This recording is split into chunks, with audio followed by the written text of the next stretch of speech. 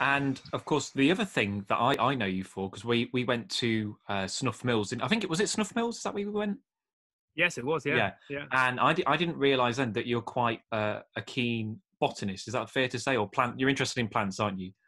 Yeah, I love plants. I think my love of plants came secondary to my love of wildlife. But the more you learn about wildlife, the more you realise that the two are completely entwined. You know, so many species, particularly smaller species, rely on very specific plant species for part or all of their life cycle. Um, and I think my love of botany came out a couple of years ago. I started to learn all of the British butterflies, and I started to get really interested in the life cycles of these species. And there are so many British butterflies that rely on just one species of flower to lay their eggs on, and the caterpillar spends its whole life on that one species.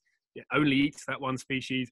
And so if you don't have that one species, you don't have the butterfly, you don't have the finished product. If there's nothing that it can eat, you don't see this glorious butterfly emerge at the end.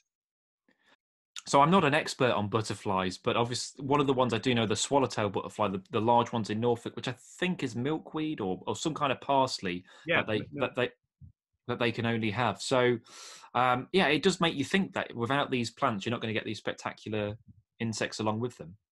yeah, and a lot of our butterflies, surprisingly, not only are they so specific to a particular food plant or a small group of food plants, they also can travel huge distances to find them. So it is something that, in your garden or in your urban green space, if you've managed to adopt part of a park or something, if you plant those species, there's a very good chance that you will get these exquisitely beautiful butterflies come over to your patch of green space. And I've had all sorts turn up in the garden behind me here just by planting the right species to attract them.